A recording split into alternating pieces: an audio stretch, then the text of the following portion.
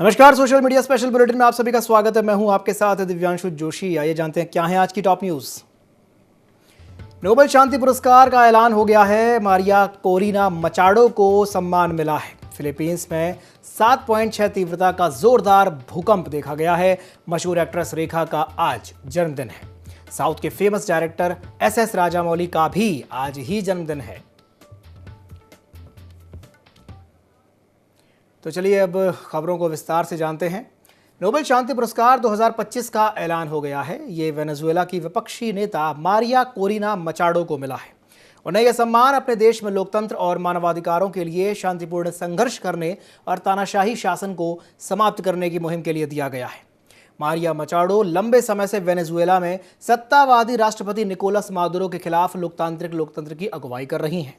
उन्होंने हिंसा या सशस्त्र विरोध के बजाय शांतिपूर्ण जन आंदोलन और राजनीतिक संवाद के जरिए बदलाव की राह चुनी। इसी ऐलान के साथ अमेरिकी राष्ट्रपति डोनाल्ड ट्रंप का नोबेल पुरस्कार जीतने का सपना टूट गया। पुरस्कार की घोषणा से पहले तक दुनिया की नजरें डोनाल्ड ट्रंप पर टिकी थी। उन्होंने बार बार यह कहा था कि वे नोबेल शांति पुरस्कार डिजर्व करते हैं। उन्होंने यह दावा भी किया था कि उन्होंने 8 युद्ध खत्म किए हैं, जिसमें इजराइल हमास का युद्ध भी शामिल है। डोनाल्ड ट्रंप कम से कम 10 बार अपने लिए नोबेल पुरस्कार की मांग सार्वजनिक रूप से कर चुके थे। नोबेल शांति पुरस्कार का ऐलान हो गया है। मारिया कोरिना मचाडो को यह सम्मान मिला है। मारिया वेनेजुएला की आयरन लेडी हैं। डोनाल्ड ट्रंप का जो सपना है वो टूट गया है।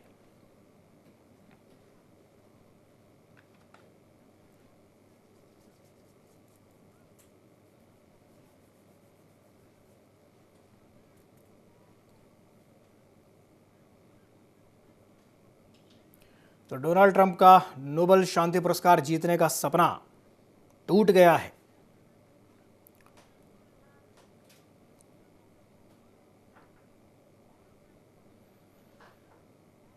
अपनी सदाबहार अदाकारी से बॉलीवुड जगत में अपनी एक अलग पहचान बनाने वाली अभिनेत्री रेखा आज अपना 71वां जन्मदिन मना रही हैं।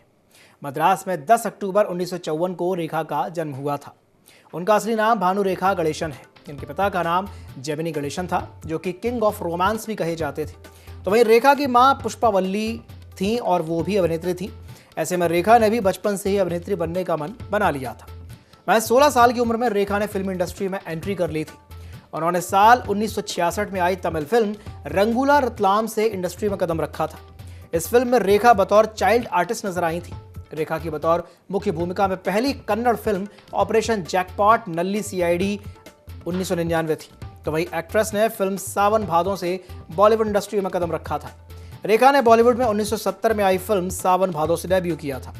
करियर के शुरुआती दौर में रेखा को उनकी रंग को लेकर के भी खूब मजाक उड़ाया जाता था। साथ ही उनके कपड़े पहनने का तरीका और मेकअप का भी मजाक उड़ाया जाता था। इसके साथ ही रेखा का वजन भी ज्यादा था, उसका भी मजाक बनता था। लेकिन रेखा लगातार अपनी मेहनत और काबिलियत से आगे बढ़ती रही। साथ ही ये भी कहा जाता था कि रेखा को एक्टिंग ही नहीं आती और वो फिल्मों में सिर्फ एक शो पीस है। तो वही साल 1978 में आई फिल्म घर में उनके किरदार को काफी पसंद किया गया था। इस फिल्म में रेखा ने एक तवायफ का किरदार निभाया था, जिसने दर्शकों के दिल पर एक अमिट छाप छोड़ी थी। साल 1980 में ऋषिकेश मुखर्जी की आई फिल्म खूबसूरत को भी काफी पसंद किया जाता है। बॉलीवुड एक्ट्रेस रेखा का आज 71वां जन्मदिन है। तमिल फिल्म से उन्होंने अपने करियर की शुरुआत की थी। एक मद्रासी परिवार में रेखा का जन्म हुआ था। साल 1970 में फिल्म सावन भादों से उन्होंने बॉलीवुड में डेब्यू किया था। उनके रंग की वजह से, सांवले रंग की वजह से उनका काफ़ी मजाक उड़ाया जाता था। लेकिन अपनी अदाकारी के दम पर उन्होंने लोगों के दिलों में एक खास जगह बना ली।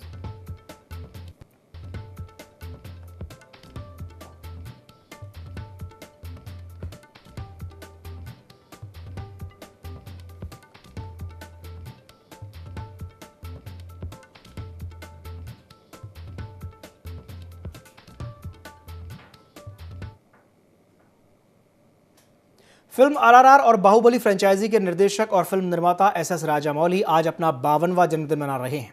इस मौके पर उन्हें कई फिल्मी सितारों ने शुभकामनाएं दी हैं। बाहुबली की टीम ने सोशल मीडिया पर एक वीडियो शेयर करके उन्हें बधाई दी है। सोशल मीडिया प्लेटफॉर्म एक्स पर बाहुबली के नाम से वेरीफाइड अकाउंट से एक वीडियो शेयर किया गया है। वीडियो में फिल्म बाहुबली के सीन दिखाए गए हैं। इन सभी सीन्स को एस राजामौली खुद करके दिखाते हैं। इसके बाद सीन को कलाकार दोहराते हैं। वीडियो शेयर करते हुए इसके कैप्शन में लिखा गया है, साहस और जुनून, माहिष्मती साम्राज्य से हम उस दूरदर्शी को नमन करते हैं जिसने इसकी कल्पना की थी। गुरु को जन्मदिन की शुभकामनाएं। साउथ के जाने माने कलाकार जूनियर एनटीआर ने राजामौली को जन्मदिन पर बधाई देते हुए लिखा है, आपको जन्मदिन की हार्दिक शुभकामनाएं राजामौली, आपको बहुत सारा प्यार। अभिनेता ने राजामौली के साथ एक तस्वीर भी शेयर की है। तो वहीं फिल्म एक्टर महेश बाबू ने राजामौली को जन्मदिन की बधाई देते हुए लिखा है, राजामौली को जन्मदिन की बधाई, सबसे अच्छा तो अभी आना बाकी है, एक और साल मुबारक हो। महेश बाबू ने राजामौली को गले लगाते हुए तस्वीर साझा की है। साउथ के बेहतरीन अभिनेता रामचरण ने भी एसएस राजामौली को जन्मदिन की शुभकामनाएं दी हैं। उन्होंने लिखा है, मेरे वक्त के सबसे अच्छे फिल्म मेकर राजामौली को जन्मदिन की बधाई। साल 2022 में एसएस राजामौली की फिल्म RRR रिलीज हुई थी। उन्होंने इस फिल्म का निर्देशन किया था और इसकी पटकथा भी लिखी थी। इन दिनों वो फिल्म SSMB 29 का निर्देशन कर रहे हैं। ये फिल्म बहुत जल्द सिनेमाघरों में आने वाली है।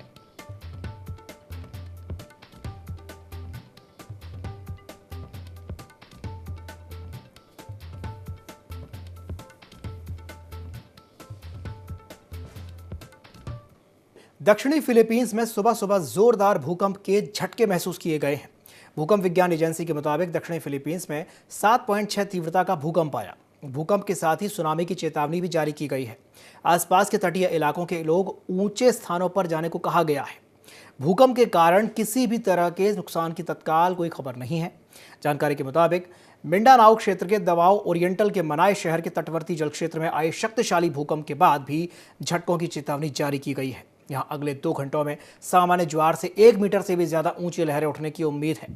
यूरोपियन भूमध्य सागरीय भूकंप विज्ञान केंद्र ने भूकंप की तीव्रता 7.4 और गहराई 58 किलोमीटर 36 माइल्स बताई है। अमेरिकी सुनामी चेतावनी प्रणाली ने भी सुनामी की चेतावनी जारी कर दी है। भूकंप के केंद्र से 300 किलोमीटर 186 माइल्स के दायरे में स्थित तटों पर खतरनाक सुनामी लहरें उठ सकती हैं। शुरुआती रिपोर्ट्स के मुताबिक भूकंप के किसी भी तरह की तबाही या बड़े नुकसान की कोई खबर नहीं आई है। हालांकि भूकंप का झटका इतना तेज था कि लोग घबराकर अपने घरों से बाहर निकल आए। भूकंप के जोरदार झटके फिलीपींस के मिंडानाओ क्षेत्र में महसूस किए गए हैं। पृथ्वी के 4 प्रमुख परतें हैं, जिसे inner core, outer core, mental और क्रस्ट कहा जाता है। पृथ्वी के नीचे मौजूद प्लेट्स घूमती रहती हैं, जिनके आपस में टकराने पर पृथ्वी की सतह के नीचे कंपन शुरू होता है। ये प्लेट्स जब अपनी जगह से इधर उधर होती हैं तो भूकंप के झटके महसूस किए जाते हैं। जिस जगह से ये प्लेट्स खिसकती हैं वहां सबसे ज्यादा भूकंप का असर रहता है। भूकंप की तीव्रता अगर ज्यादा होती है तो इसके झटके काफी दूर तक महसूस किए जाते हैं।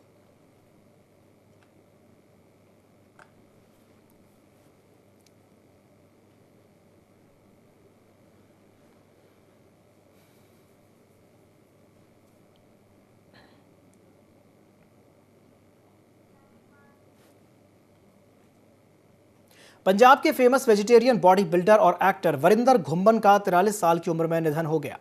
उन्हें अस्पताल में ऑपरेशन के दौरान 2 बार हार्ट अटैक आया, जिससे उनकी मौत हो गई। वरिंदर की हाइट 6.2 फीट और वेट 140 किलोग्राम के करीब था। शानदार हाइट और वेट होने के कारण उनको बॉडी बिल्डिंग में आसानी रही। उन्हें the he man of India के नाम से भी जाना जाता था। उन्होंने 2009 में मिस्टर इंडिया का खिताब जीता था, तो वहीं मिस्टर एशिया प्रतियोगिता में दूसरे स्थान पर रहे थे। बॉडी बिल्डिंग के अलावा वरिंदर ने फिल्म इंडस्ट्री में भी अपनी एक पहचान बनाई थी। वो पंजाबी फिल्मों के साथ साथ बॉलीवुड फिल्म टाइगर 3 में सलमान खान के साथ नजर आए थे। गाड़ियों के साथ टैटू बनवाने के भी शौकीन थे। घुम्मन स्कूल के दिनों से लंबे कदकाठी के थे, तो उन्हें क्रिकेटर बनने की ठानी। स्कूल टीम में बतौर फास्ट बॉलर खेलने लगे। पिता नहीं चाहते थे कि वो क्रिकेटर बने, इसलिए उन्होंने घुम्मन को एथलेटिक्स में भेज दिया ताकि वो पुलिस में भर्ती हो सके। लेकिन नियति को तो कुछ और ही मंजूर था। घुम्मन ना तो क्रिकेटर बने और ना ही एथलीट। वो बॉडी बिल्डिंग की तरफ गए और इंटरनेशनल लेवल पर भारत का नाम रोशन कर दिया।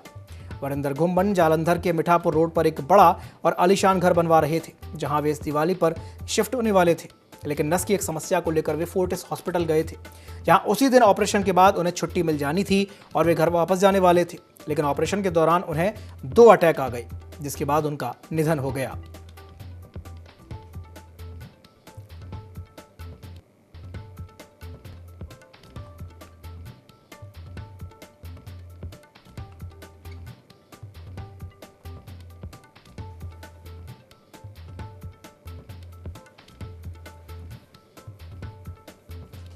तो वरिंदर घुम्मन का 43 साल की उम्र में निधन हो गया है।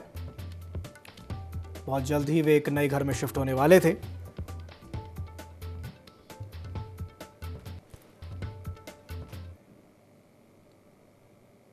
पंजाब के शाकाहारी बॉडी बिल्डर और फिल्म पर्सनैलिटी वरिंदर सिंह घुम्मन का बीती शाम को देहांत हो गया। गुरुवार को अमृतसर के फोर्टिस हॉस्पिटल में इलाज के दौरान 2 अटैक आए, जिसके बाद उनकी मृत्यु हो गई। करीबियों ने आरोप लगाया कि घुम्मन का शरीर नीला हो गया था, जबकि वे अपने कंधे के छोटे से ऑपरेशन के लिए फोर्टिस गए थे। तो वहीं अस्पताल के मेडिकल सुपरिटेंडेंट डॉक्टर रोमी ने कहा कि अस्पताल जल्द ही वरिंदर घुम्मन को लेकर के एक मेडिकल बुलेटिन जारी करेगा। तो वहीं गुरुवार शाम को वरिंदर घुम्मन के दोस्तों के साथ बहस भी हो गई थी। दोस्त अनिल गिल ने कहा कि एकदम से घुम्मन की बॉडी नीली कैसे पड़ गई, इसकी तो जांच होनी चाहिए। तो वह अस्पताल प्रशासन पर वरिंदर घुम्मन की फाइल्स को इधर उधर करने के भी आरोप लगाए गए हैं। इसी दौरान डॉक्टरों ने वरिंदर घुम्मन के साथ क्या हुआ, इसी जानकारी को दोस्तों के साथ भी शेयर किया। जब घुम्मन के दोस्तों ने जोर डाला कि उन्हें ऑपरेशन थिएटर और उसके बाद की सीसीटीवी चाहिए, तो अस्पताल प्रशासन ने साफ मना कर दिया कि ऑपरेशन थिएटर में सीसीटीवी ही नहीं है, जिसके बाद उन्होंने ऑपरेशन थिएटर के बाहर की वीडियो की मांग की।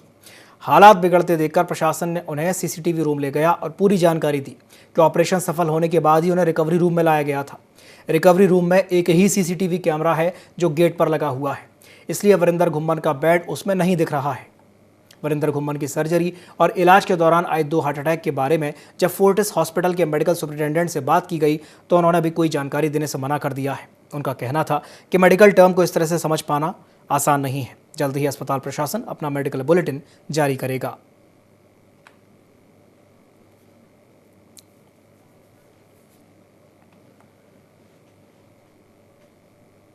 असम पुलिस ने दिवंगत गायक जुबीन गर्ग के 2 बॉडीगार्ड्स नंदेश्वर बोरा और परेश वैश्य को गिरफ्तार किया है।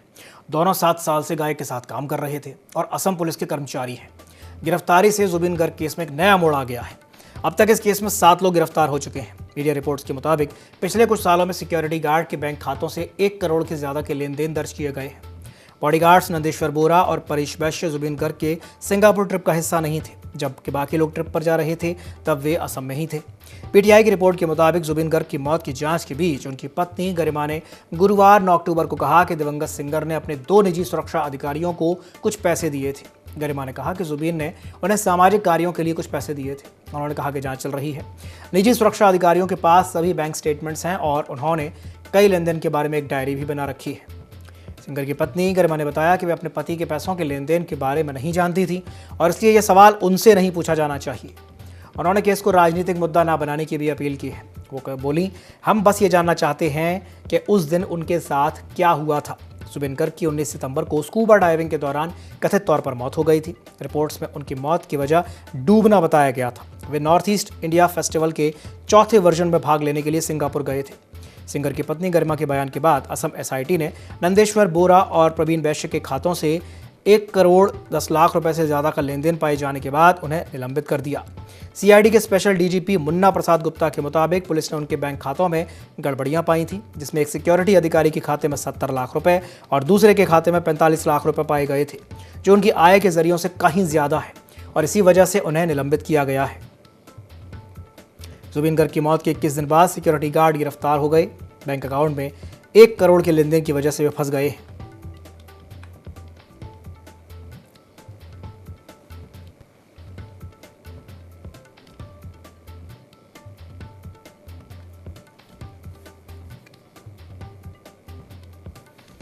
तो 52 साल की उम्र में जुबीन गर्ग की जान चली गई। बैंक अकाउंट में आय से ज़्यादा पैसा मिला है। स्कूबा डाइविंग में हादसे में सिंगर जुबीन गर्ग का निधन हो गया था। 52 साल की उम्र में जुबीन गर्ग की जान चली गई थी। पत्नी गरिमा के बयान से एसआईटी सचेत हो गई है। मौत के 21 दिन बाद सिक्योरिटी गार्ड गिरफ्तार हो गए हैं।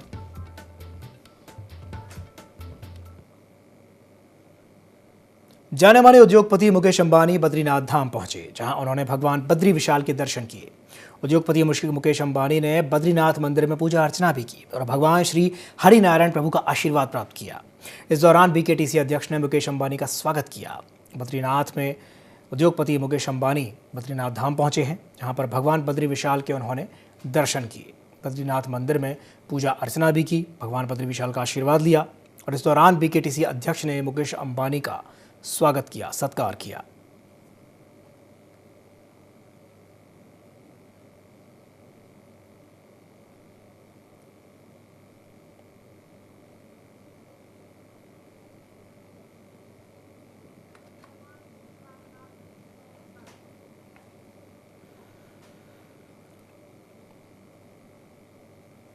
इस साल की चारधाम यात्रा ने एक बार फिर से रफ्तार पकड़ ली है। बारिश और बर्फबारी जैसी चुनौतियों के बाद भी श्रद्धालुओं का उत्साह कम नहीं हुआ है। खास करके केदारनाथ धाम में यात्रा निर्बाध रूप से चल रही है और कपाट बंद होने तक तीर्थयात्रियों की आवाजाही जारी रहेगी। प्रदेश सरकार ने यात्रा को सुरक्षित और व्यवस्थित बनाने के लिए पुख्ता इंतजाम किए हैं।